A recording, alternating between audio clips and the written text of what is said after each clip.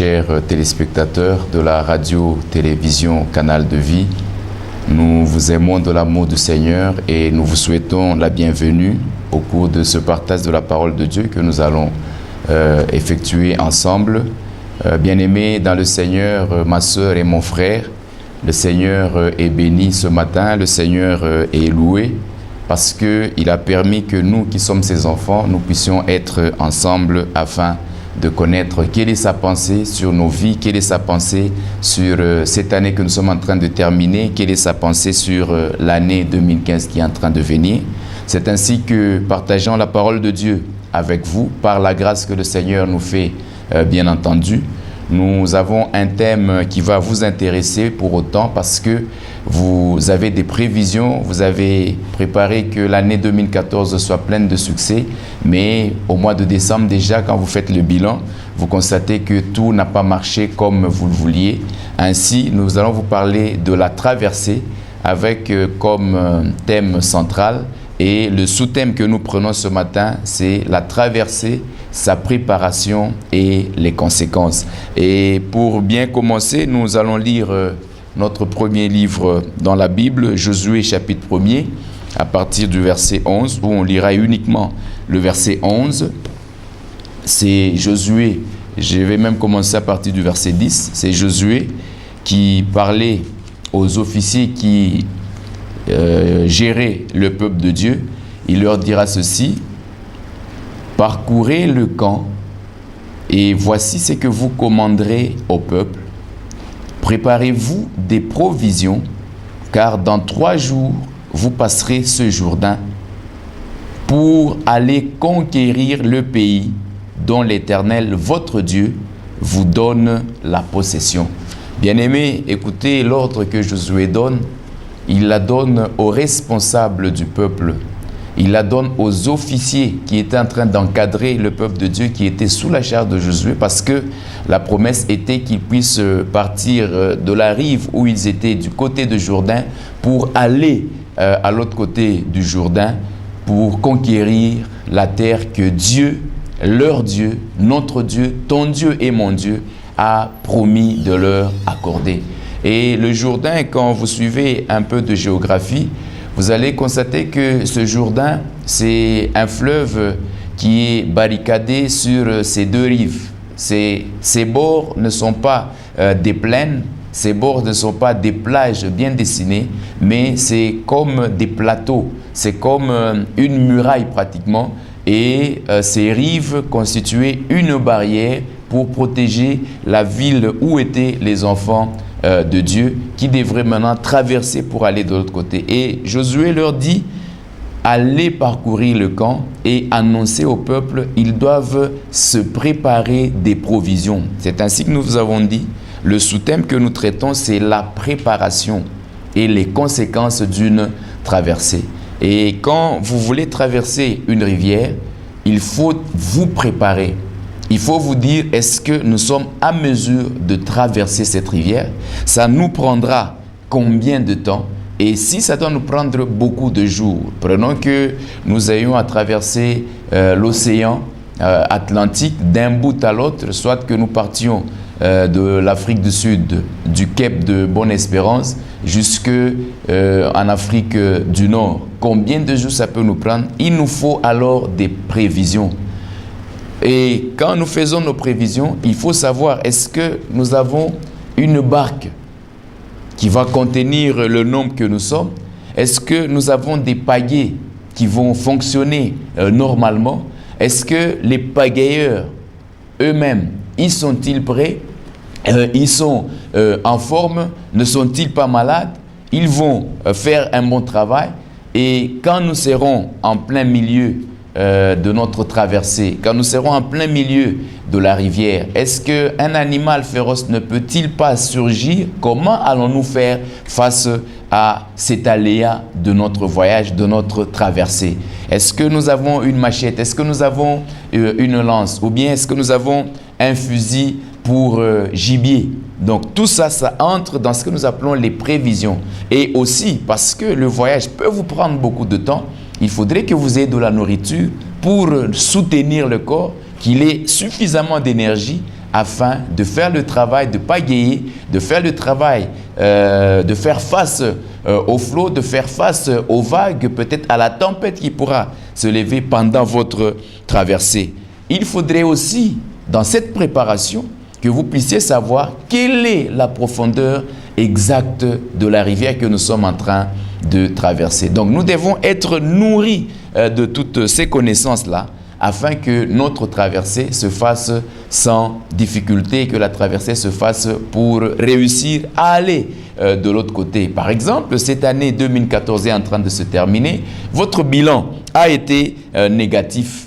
Et vous vous dites, l'année prochaine, parce que je voudrais traverser, je voudrais faire quelque chose de bien. Mais lorsque tu te prépares pour le corps, tu prends des provisions pour le corps, mais nous, en tant qu'enfants de Dieu, quand nous regardons notre vie, la manière dont nous l'avons menée, est-ce que nous avons marché? Est-ce que nous étions en conformité avec la parole de Dieu? Et cette parole, c'est celle qui doit nous animer. Cette parole, c'est elle qui doit être à la base de toute notre action, de toutes nos activités. Et lorsque nous voulons traverser, il ne faudrait pas que nous terminions une année dans un état de pécheur, invétéré, pour commencer une nouvelle année sans qu'il y ait des changements. Alors pendant que nous voulons traverser, il faudrait aussi que nous puissions nous préparer.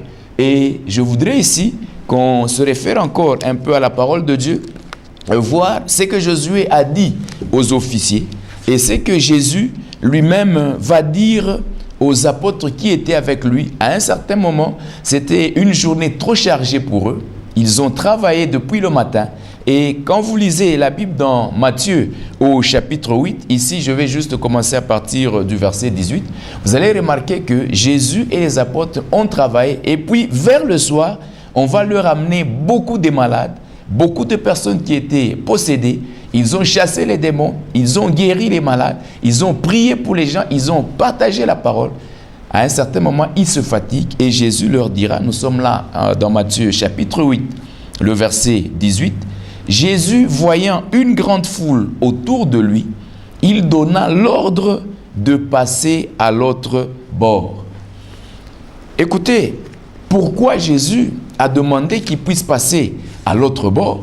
Parce que d'abord, ils étaient fatigués et ils ont vu que la foule continuait à s'amasser. La foule continuait à venir, ils ne pouvaient plus tenir.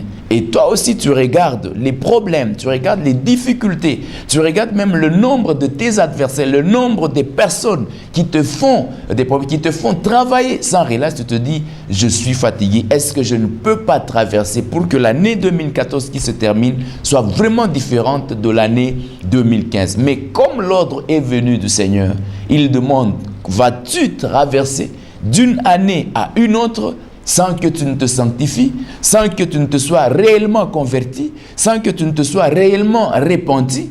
Parce qu'il y a des gens qui sont dans l'église des années et des années, mais ils n'ont jamais reçu le Seigneur Jésus-Christ comme Seigneur et Sauveur personnel de leur vie, comme maître de leur vie. Il y en a qui sont dans l'église, il y en a qui sont même dans le ministère, ils prétendent servir Dieu, ils n'ont jamais été baptisés, ils n'ont jamais confessé leurs péchés et ils n'ont jamais abandonné leurs péchés. Bien-aimés, la traversée demande un temps de préparation. Et cette préparation, nous la faisons avec le Seigneur. Cette préparation, nous y travaillons avec la parole de Dieu. Je voudrais que l'on continue un peu cette lecture. Nous partons du verset 18. Nous prenons le verset 23. La Bible dit ceci. Il monta dans la barque et ses disciples le suivirent. Et voici, il s'éleva sur la mer une si grande tempête que la barque était couverte par les flots. Il était question de traverser d'un bord à l'autre.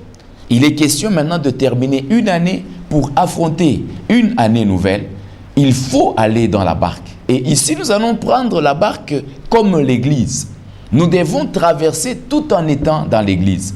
nous qui sommes ministres de Dieu, nous qui sommes enfants de Dieu, serviteurs dans la maison de Dieu, nous devons tous embarquer. Il faudrait que nous puissions aller dans l'église parce que c'est lui qui va nous conduire, c'est Jésus. Et nous sommes dans un temps de préparation. Il faut être rassuré. Maintenant que je vais terminer l'année 2014 et commencer l'année 2015, est-ce que Jésus-Christ est avec moi? Est-ce que Jésus-Christ est à mon côté? Est-ce que Jésus-Christ est au milieu de nous? Quand vous êtes rassuré que Jésus est monté dans la barque, et on a dit, il monta dans la barque et ses disciples le suivirent. Donc en ce moment-là, quand nous sommes rassurés que le Seigneur est dans l'église, le Seigneur est avec notre pasteur, le Seigneur est avec notre berger, le Seigneur est avec les conducteurs de notre église, vous êtes rassurés, vous entrez dans la barque, vous suivez. Parce que ici, Jésus, lui, il avait les apôtres, les premiers disciples, mais Josué, lui, il avait des officiers qui devaient gérer le peuple. Et nous, le Seigneur a fait des ministres. Le Seigneur nous a donné des pasteurs, il nous a donné des apôtres, il a donné des prophètes, il a donné des docteurs de la parole pour nous enseigner, il a donné des évangélistes. Et ces gens-là sont en train de nous encadrer. Ils sont sacrificateurs pour Dieu dans sa maison. Alors, pendant que nous nous préparons, aller à l'église, ça nécessite avoir le bagage de la parole de Dieu. Et je voudrais qu'on lise encore toujours dans la parole de Dieu. Nous sommes au temps de la préparation. Tu te prépares pour commencer des bonnes affaires l'année prochaine. Tu voudrais traverser pour aller à l'autre bord. Et pourquoi tu vas aller à l'autre bord? Parce qu'il y a une promesse du Seigneur. Il t'a dit, l'année prochaine, ta vie ne restera pas la même. Je te bénirai. L'année prochaine, tu ne resteras pas le même malade. Moi, je te guérirai. L'année prochaine, tu ne vas pas rester pauvre. Moi, je vais te donner des voies, un chemin où tu seras béni et tu auras des richesses. Mais pour que tu arrives à cela, ça demande que tu sois préparé. Donc la traversée nécessite une préparation. Et ici, la préparation, la meilleure des préparations, tu peux être bien armé, tu peux avoir l'argent, tu peux avoir des hommes avec toi. Mais si la parole de Dieu n'est pas avec toi, si Jésus-Christ n'est pas avec toi, tout ce que tu auras fait ne va pas aboutir à un résultat meilleur. C'est ainsi que tu as remarqué que depuis que janvier 2014 a commencé jusqu'en 2014, tu n'es qu'en train de patauger. Tu essaies de monter des affaires, tes amis avec lesquels vous avez commencé, et pour la plupart c'était des païens, eux ils ont réussi, mais toi qui es un enfant de Dieu, un chrétien, tu n'as pas réussi à évoluer, tu n'as pas réussi à prospérer. Maintenant écoute l'ordre que le Seigneur a donné à Josué, parce qu'il savait que c'est Josué qui a remplacé Moïse, qui va maintenant conduire le peuple vers la terre promise, qui va conduire Josué à la conquête du bonheur, à la conquête de la joie sur l'autre rive. Tu es resté longtemps dans la même situation, tu es resté longtemps avec une maladie, les médecins l'ont déclarée incurable, et toi-même tu as dit, je mourrai de cette maladie. Mais moi, je voudrais te rassurer, bien-aimé, qu'à cause du Seigneur qui va entrer dans ta vie, qui va régner dans ton cœur, comme Paul le disait, toi aussi tu vas dire, en l'an 2015, ça ne sera plus moi qui vivrai, mais c'est Jésus le Christ qui va vivre en moi. Alors, Dieu devait armer Josué, il devrait le préparer. Il était en train de lui donner un enseignement pour lui donner le bagage qui l'aiderait à conduire le peuple, et quand ils seront en face du Jourdain, pour traverser le Jourdain, qu'ils soient armés d'une grande foi et d'une grande conviction que le Seigneur est avec moi. Je réussirai cette mission. Nous allons traverser et Dieu fera des exploits de l'autre côté du Jourdain. Nous allons conquérir la terre promise, un pays où coule le lait et le miel. Alors nous sommes dans Josué chapitre 1er. Je vais lire juste le verset 8. Tu as beaucoup de temps à la maison, tu pourras commencer du premier verset en descendant pour lire tout le chapitre et comprendre quelle est la pensée de Dieu, quelle est la volonté de Dieu lorsque tu voudrais traverser. Alors nous lisons Josué chapitre 1er, je vais prendre le verset 8.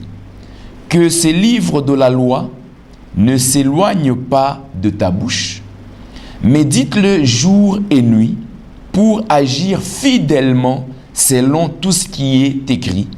Car c'est alors que tu auras du succès dans tes entreprises, c'est alors que tu réussiras. » Amen.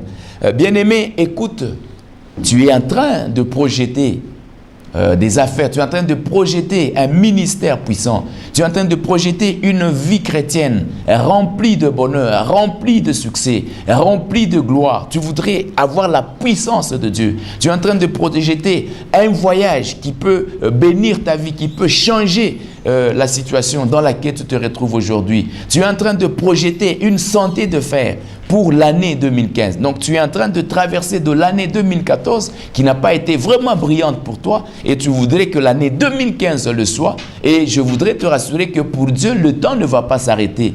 Les jours se poursuivent normalement, mais c'est dans le calendrier humain que nous pensons que le temps s'arrête. Quand nous arriverons le 31 décembre 2014, le temps se sera arrêté. Mais je voudrais te dire que le maître des temps et des circonstances, il ne va pas arrêter le temps au 31 décembre. Et lui ne va pas faire le bilan de ta vie au 31 décembre parce qu'il a un projet avec toi. Il voudrait te préparer à bien traverser pour que tu voies le bonheur qu'il t'a promis l'année prochaine. Alors on lui dit que ce livre ne s'éloigne pas de ta bouche. Bien-aimé, lorsque tu voudrais traverser, nous sommes au moment de la préparation. Il faudrait que tu prennes le temps de lire la parole de Dieu, de méditer la parole de Dieu. Quand tu seras armé de la parole de Dieu, tu vas découvrir que l'année prochaine, tu seras un homme de foi. Tu vas découvrir que pour réussir avec le Seigneur, il nous exige d'avoir la foi parce que la Bible dit « Sans la foi, nul ne saura plaire au Seigneur ».